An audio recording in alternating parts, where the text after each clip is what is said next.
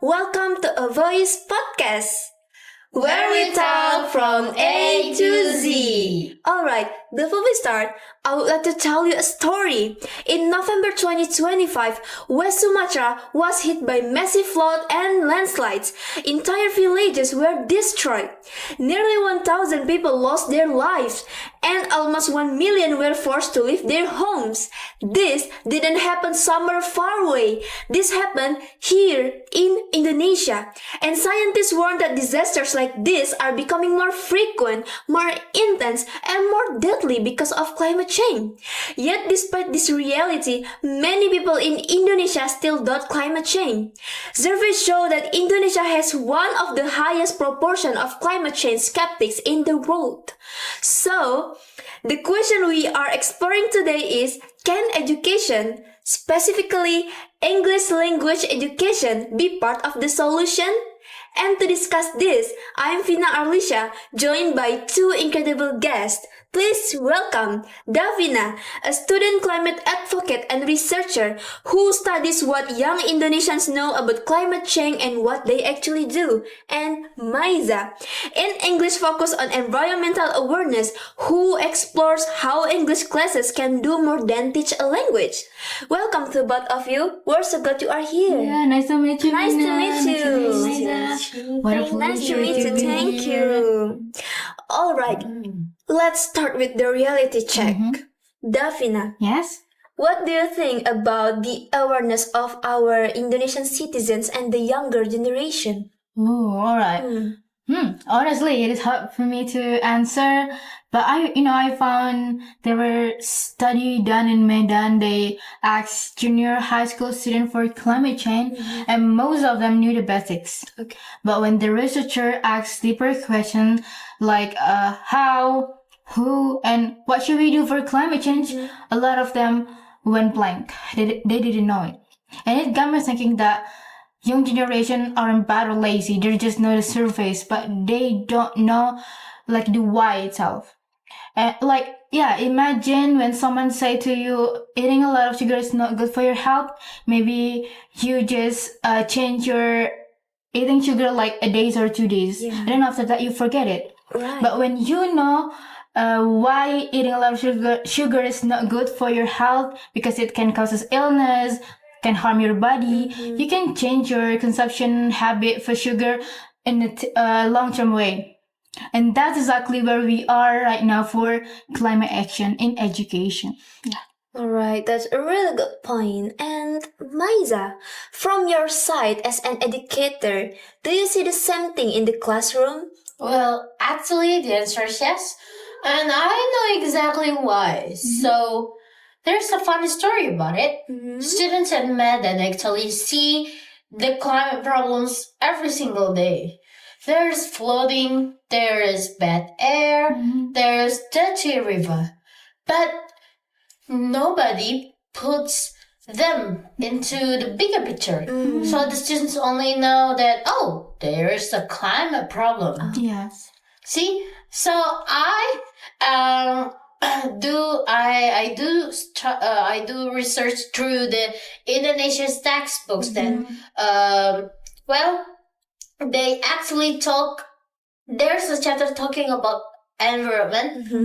They talk about the coral reef, but they only put students to they shouldn't litter, then shouldn't touch the coral. But then students only think, oh, we just can't touch coral or shouldn't litter, but they don't actually know why they shouldn't do that, and then who causing this, right? And then that will make students grow up thinking that, oh, if I just do my part, I don't have to do others.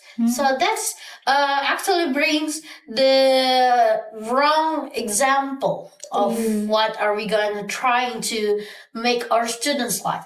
Yes, indeed. Like, that's actually dangerous. Same as the one climate activist says, the greatest threat to our planet is the belief that someone will save it. Oh, I completely agree with you on that. Which Yeah. bring us perfectly to the second question. Yeah. Okay, Mayza. English is often seen as just a language subject, right? Vocabulary, grammar, pronunciation. Do you think that English education can help or increase climate awareness of students in Indonesia? Okay, the answer is indeed, actually.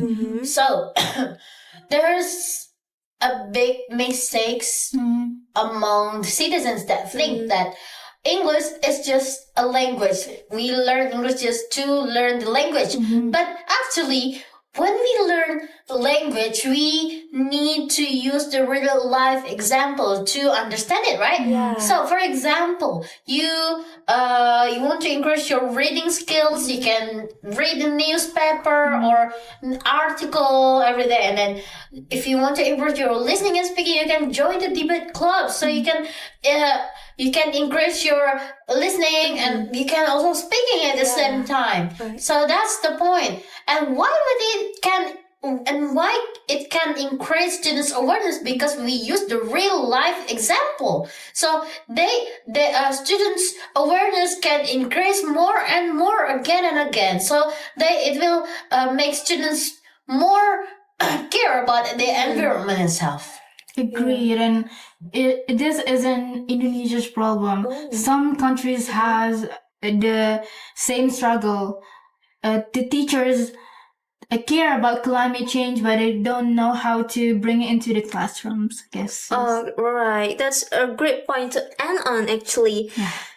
I think that's a perfect place for us to reflect. Yeah. So, before we close, if you could each leave our listeners with just one thing from today's conversation, what would it be?